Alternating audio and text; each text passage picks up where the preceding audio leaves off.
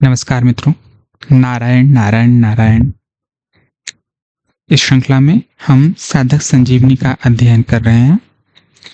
अभी तक के सीरीज में हम प्रथम अध्याय के शुरुआत के 42 श्लोक कर चुके हैं।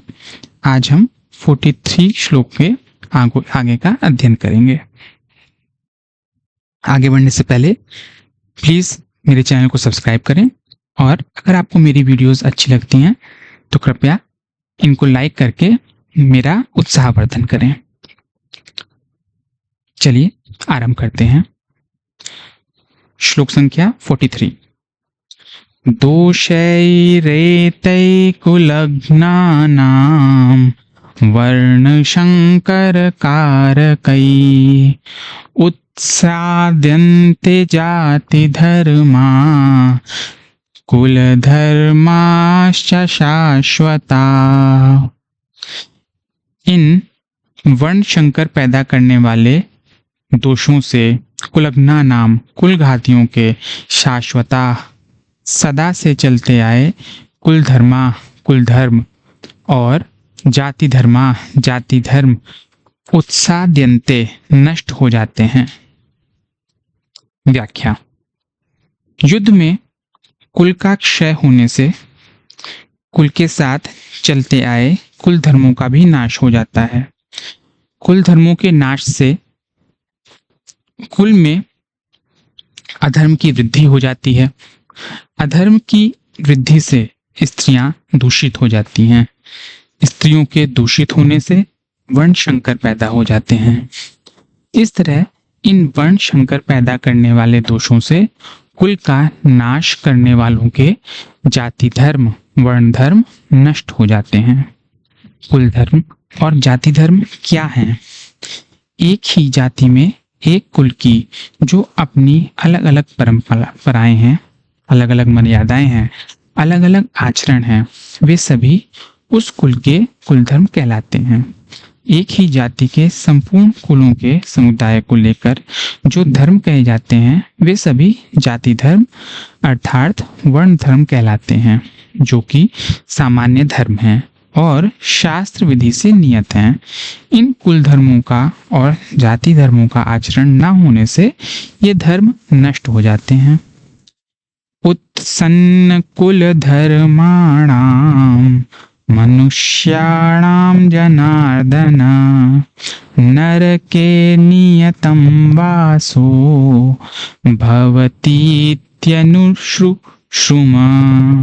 हे जनार्दन, जिनके कुल धर्म नष्ट हो जाते हैं उन मनुष्यों का बहुत काल तक नरकों में वास होता है, ऐसा सुनते आए हैं। व्याख्या। भगवान ने मनुष्य को विवेक दिया है, नया कर्म करने का अधिकार दिया है। अतः यह कर्म करने में अथवा न करने में, अच्छा करने में अथवा मंदा करने में स्वतंत्र है। इसलिए इसको सदा विवेक विचार पूर्वक कर्तव्य कर्म करने चाहिए। परंतु मनुष्य सुख भोग आदि के लोभ में आकर अपने विवेक का निरादर कर देते हैं और राग द्वेष के वशीभूत हो जाते हैं, जिससे उनके आचरण शास्त्र और कुल मर्यादा के विरुद्ध होने लगते हैं। परिणाम स्वरूप इस लोक में उनकी निंदा अपमान तिरस्कार होता है और परलोक में दुर्गति नरकों की प्राप्ति होती है। अपने पापों के कारण उनको बहुत समय तक नरकों का कष्ट भोगना पड़ता है। ऐसा हम परंपरा से बड़े बूढ़े गुरुजनों से सुनते आए हैं। मनुष्याणाम पद में कुलघाती और उनके कुल के सभी मनुष्यों का समावेश किया गया है, अर्थात कुलघातियों के पहले जो हो चुके हैं उन पितरों का अपना और आगे होने वाले वंश का समावेश किया गया है। युद्ध से होने वाली अनर्थ परंपरा के वर्णन का खुद अर्जुन पर क्या असर पड़ा, इसको आगे के श्लोक में बताते हैं। अहो बत महापापम अहो बत महत् पापम कर्तुम व्यवसिता वयम् यद्राज्य सुख लोभेन हन्तुम स्वजनम उद्यता। अहो, यह बड़े आश्चर्य बत खेद की बात है। वयम हम लोग महत पापम बड़ा भारी पाप कर्तुम करने का व्यवसिता निश्चय कर बैठे हैं। यत जो कि राज्य सुख लोभेन राज्य और सुख के लोभ से स्वजनम अपने स्वजनों को हंतुम मारने के लिए उद्यता तैयार हो गए हैं। हे दुर्योधन आदि दुष्ट हैं। ये दुर्योधन आदि दुष्ट हैं। इनकी धर्म पर दृष्टि नहीं है, इन पर लोभ सवार हो गया है, इसलिए ये युद्ध के लिए तैयार हो जाएं तो कोई आश्चर्य की बात नहीं है। परंतु हम लोग तो धर्म अधर्म को, कर्तव्य अकर्तव्य को, पुण्य पाप को जानने वाले हैं। ऐसे जानकर होते हुए भी अनजान मनुष्यों की तरह हम लोगों ने बड़ा भारी पाप करने का निश्चय विचार कर लिया है। इतना ही नहीं, युद्ध में अपने स्वजनों को मारने के लिए अस्त्र शस्त्र लेकर तैयार हो गए हैं। हम लोगों के लिए बड़े भारी आश्चर्य की और खेद की बात है, अर्थात सर्वथा अनुचित बात है। हमारी जो जानकारी है उसमें तो शास्त्रों से सुना है, गुरुजनों से शिक्षा पाई है, अपने जीवन को सुधारने का विचार किया है, उन सब का अनादर करके आज हमने युद्ध रूपी पाप करने के लिए विचार कर लिया है। यह बड़ा भारी पाप है, महत पापम। इस श्लोक में अहो और बत ये दो पद आए हैं। इनमें से अहो पद आश्चर्य का वाचक है। आश्चर्य यह है कि युद्ध से होने वाली अनर्थ परंपरा को जानते हुए भी हम लोगों ने युद्ध रूपी बड़ा भारी पाप करने का पक्का निश्चय कर लिया है। दूसरा बत पद खेद का, दुख का वाचक है। दुख यही है कि थोड़े दिन रहने वाले राज्य और सुख के लोभ में आकर हम अपने कुटुंबियों को मारने के लिए तैयार हो गए हैं। पाप करने का निश्चय करने में और स्वजनों को मारने के लिए तैयार होने में केवल राज्य का और सुख का लोभ ही कारण है। तात्पर्य है कि अगर युद्ध में हमारी विजय हो जाएगी तो हमें राज्य वैभव मिल जाएगा, हमारा आदर सत्कार होगा, हमारी महत्ता बढ़ जाएगी, पूरे राज्य पर हमारा प्रभाव रहेगा, सब जगह हमारा हुक्म चलेगा। हमारे पास धन होने से हम मनचाही भोग सामग्री जुटा लेंगे, फिर खूब आराम करेंगे, सुख भोगेंगे। इस तरह हमारे पर राज्य और सुख का लोभ छा गया है, जो हमारे जैसे मनुष्यों के लिए सर्वथा अनुचित है। इस श्लोक में अर्जुन यह कहना चाहते हैं कि अपने सद्विचारों का, अपनी जानकारी का आदर करने से ही शास्त्र, गुरुजन आदि की आज्ञा मानी जा सकती है, परंतु जो मनुष्य अपने सद्विचारों का निरादर करता है वह शास्त्रों की, गुरुजनों की और सिद्धांतों की अच्छी अच्छी बातों को सुनकर भी उन्हें धारण नहीं कर सकता।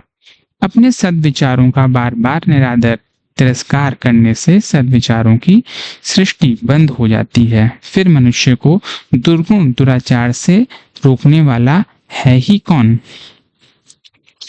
ऐसे ही हम भी अपनी जानकारी का आदर नहीं करेंगे तो फिर हमें अनर्थ परंपरा से कौन रोक सकता है, अर्थात कोई नहीं रोक सकता।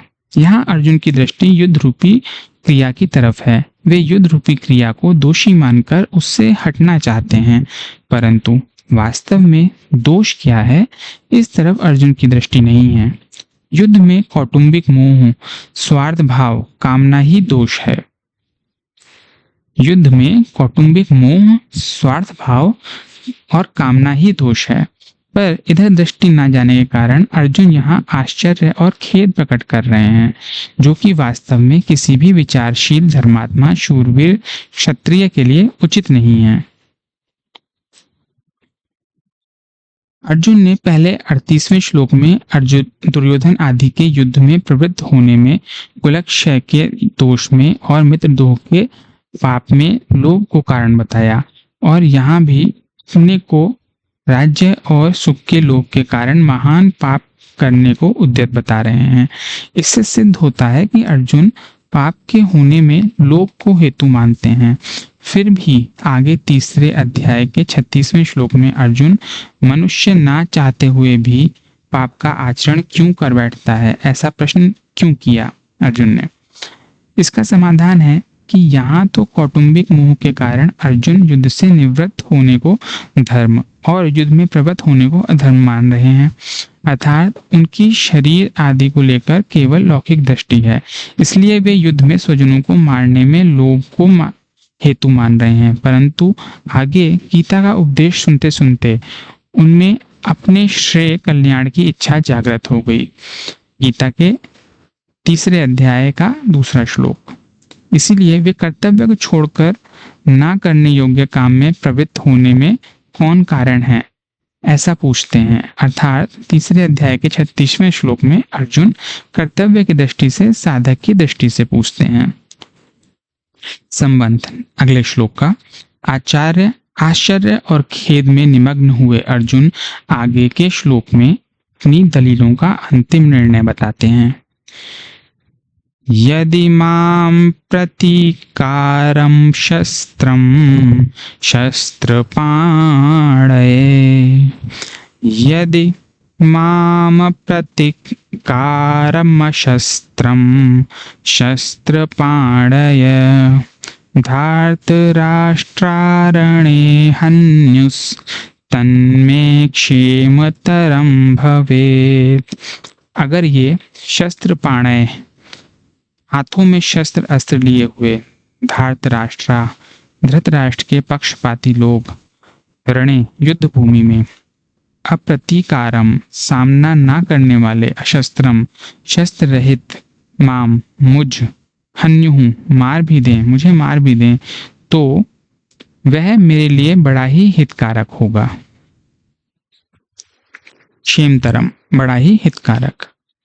व्याख्या। अर्जुन कहते हैं कि अगर मैं युद्ध से सर्वथा निवृत्त हो जाऊं तो शायद ये दुर्योधन आदि भी मुझे युद्ध से निवृत्त हो जाएंगे। कारण कि हम कुछ चाहेंगे ही नहीं, लड़ेंगे भी नहीं, तो फिर ये लोग युद्ध करेंगे ही क्यों? परंतु कदाचित जोश में भरे हुए तथा हाथों में शस्त्र धारण किए हुए ये धृतराष्ट्र के पक्षपाती लोग सदा के लिए हमारे रास्ते का कांटा निकल जाए, वैरी समाप्त हो जाए, ऐसा विचार करके सामना ना करने वाले तथा शस्त्र रहित मेरे को मार भी दें तो उनका वह मारना मेरे लिए हितकारक ही होगा। कारण कि मैंने युद्ध में गुरुजनों को मारकर बड़ा भारी पाप करने का जो निश्चय किया है, उस निश्चय रूप पाप का प्रायश्चित तो हो जाएगा, उस पाप से मैं शुद्ध तो हो जाऊंगा। तात्पर्य है कि मैं युद्ध नहीं करूंगा तो मैं भी पाप से बचूंगा और मेरे कुल का भी नाश नहीं होगा। जो मनुष्य अपने लिए जिस किसी विषय का वर्णन करता है, उस विषय का उसके स्वयं पर असर पड़ता है। अर्जुन ने भी जब शोकाविष्ट होकर 28वें श्लोक से बोलना आरंभ किया, तब वे उतने शोकाविष्ट नहीं थे जितने वे अब शोकाविष्ट हैं। पहले अर्जुन युद्ध से उपरत नहीं हुए, पर शोकाविष्ट होकर बोलते बोलते अंत में वे युद्ध से उपरत हो जाते हैं और बाण सहित धनुष का त्याग करके बैठ जाते हैं। भगवान ने यह सोचा कि अर्जुन के बोलने का वेग निकल जाए तो मैं बोलूं, अर्थात बोलने से अर्जुन का शोक बाहर आ जाए, भीतर में कोई शोक बाकी न रहे, तभी मेरे वचनों का उस पर असर पड़ेगा। अतः भगवान बीच में कुछ नहीं बोले।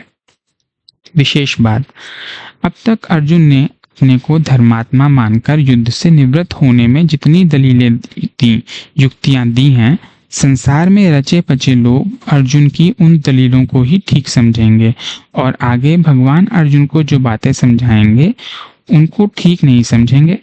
इसका कारण यह है कि जो मनुष्य जिस स्थिति में है, उस स्थिति की, उस श्रेणी की बात को ही वे ठीक समझते हैं, उससे ऊंची श्रेणी की बात वे समझ ही नहीं सकते।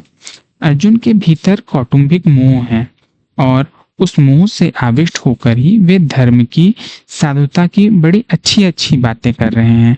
अतः जिन लोगों के भीतर कौटुंबिक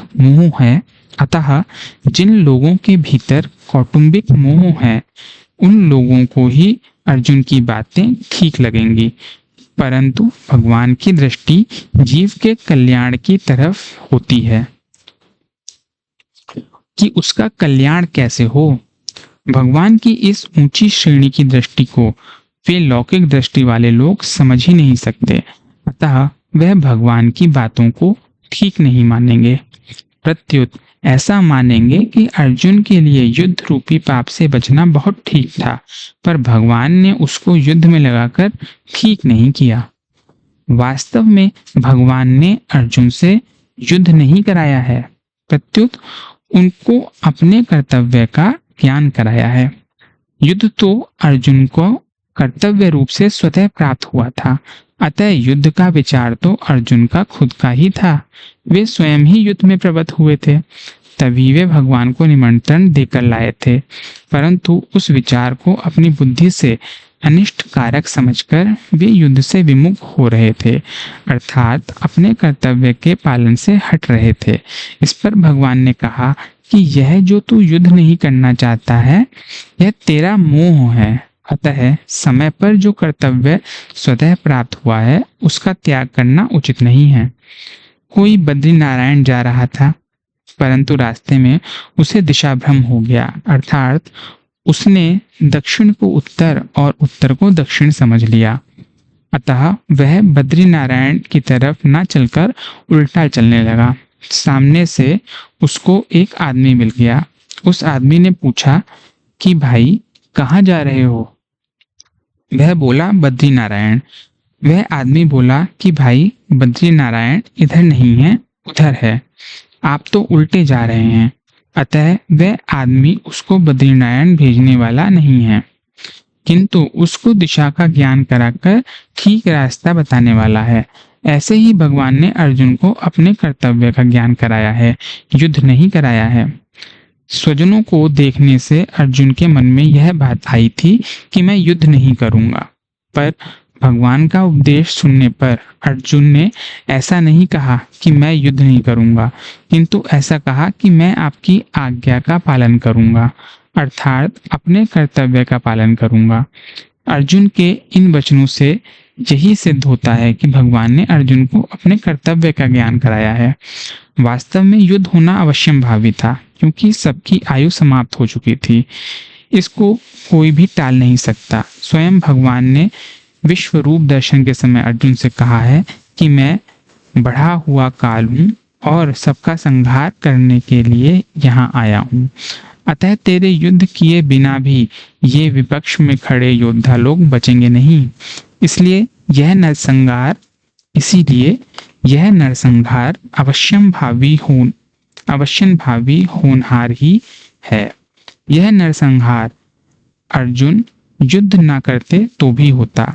अगर अर्जुन युद्ध नहीं करते तो जिन्होंने माँ की आज्ञा से द्रौपदी के साथ अपने सहित 5 भाइयों का विवाह करना स्वीकार कर लिया था, वे युधिष्ठिर तो माँ की युद्ध करने की आज्ञा से युद्ध अवश्य करते ही। भीमसेन भी युद्ध से कभी पीछे नहीं हटते, क्योंकि उन्होंने कौरवों को मारने की प्रतिज्ञा कर रखी थी।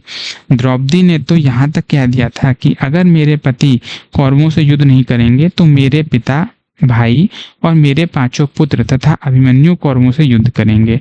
इस तरह ऐसे कई कारण थे जिससे युद्ध को टालना संभव नहीं था। होनहार को रोकना मनुष्य के हाथ की बात नहीं है, परंतु अपने कर्तव्य का पालन करके मनुष्य अपना उद्धार कर सकता है और कर्तव्यच्युत होकर अपना पतन कर सकता है। तात्पर्य है कि मनुष्य अपना इष्ट अनिष्ट करने में स्वतंत्र है। इसलिए भगवान ने अर्जुन को कर्तव्य का ज्ञान कराकर मनुष्य मात्र को उपदेश दिया है कि उसे शास्त्र की आज्ञा के अनुसार अपने कर्तव्य के पालन में तत्पर रहना चाहिए, उससे कभी च्युत नहीं होना चाहिए। अगले श्लोक का संबंध। पूर्व श्लोक में अर्जुन ने अपनी दलीलों का निर्णय सुना दिया। इसके बाद अर्जुन ने क्या किया, इसको संजय आगे के श्लोकों में बताते हैं।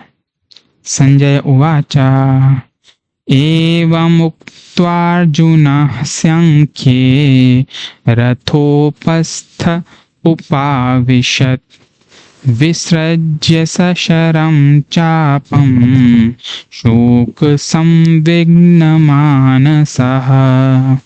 ऐसा कहकर शोकाकुल मन वाले अर्जुन बाण सहित धनुष का त्याग करके युद्ध भूमि में रथ के मध्य भाग में बैठ गए। व्याख्या। युद्ध करना संपूर्ण अनर्थों का मूल है। युद्ध करने से यहाँ कुटुंबियों का नाश होगा, परलोक में नरकों की प्राप्ति होगी आदि बातों को युक्ति और प्रमाण से कहकर शोक से अत्यंत व्याकुल मन वाले अर्जुन ने युद्ध न करने का पक्का निर्णय कर लिया। जिस रणभूमि में वे हाथ में धनुष लेकर उत्साह के साथ आए थे, उसी रणभूमि में उन्होंने अपने बाएं हाथ से गांडीव धनुष को और दाएं हाथ से बाण को नीचे रख दिया और स्वयं रथ के मध्य भाग में अर्थात दोनों सेनाओं को देखने के लिए जहां पर खड़े थे वहीं पर शोक समुद्र में बैठ गए। अर्जुन की ऐसी शोकाकुल अवस्था होने में मुख्य कारण है भगवान का भीष्म और द्रोण के सामने रथ खड़ा करके अर्जुन से कुरुवंशियों को देखने के लिए कहना और उनको देखकर अर्जुन के भीतर छुपे हुए मोह का जागृत होना। मोह के जागृत होने पर अर्जुन कहते हैं कि युद्ध में हमारे कुटुंबी मारे जाएंगे। कुटुंबियों का मरना ही बड़े नुकसान की बात है। दुर्योधन आदि तो लोभ के कारण इस नुकसान की तरफ नहीं देख रहे हैं, परंतु युद्ध से कितनी अनर्थ परंपरा चल पड़ेगी, इस तरफ ध्यान देकर हम लोगों को ऐसे पाप से निवृत्त हो ही जाना चाहिए। हम लोग राज्य और सुख के लोभ से कुल का संहार करने के लिए रणभूमि में खड़े हो गए हैं। यह हमने बड़ी भारी गलती की। अतः युद्ध ना करते हुए शस्त्र रहित मेरे को यदि सामने खड़े हुए योद्धा लोग मार भी दें तो उससे मेरा हित ही होगा। इस तरह अंतःकरण में मोह छा जाने के कारण अर्जुन युद्ध से उपरत होने में एवं अपने मर जाने में ही हित देखते हैं और अंत में उसी मोह के कारण बाण सहित धनुष का त्याग करके विषाद मग्न होकर बैठ जाते हैं। यह मोह की ही महिमा है और जो अर्जुन धनुष उठाकर युद्ध के लिए तैयार हो रहे थे, वे अर्जुन धनुष को नीचे रखकर शोक से अत्यंत व्याकुल हो रहे हैं। इस तरह हमारा प्रथम अध्याय यहाँ पर समाप्त होता है। अब अपनी नेक्स्ट वीडियो में हम द्वितीय अध्याय का प्रारंभ करेंगे। नारायण नारायण नारायण। प्लीज़ मेरी वीडियोस को लाइक करें और मेरे चैनल्स को सब्सक्राइब करें। धन्यवाद।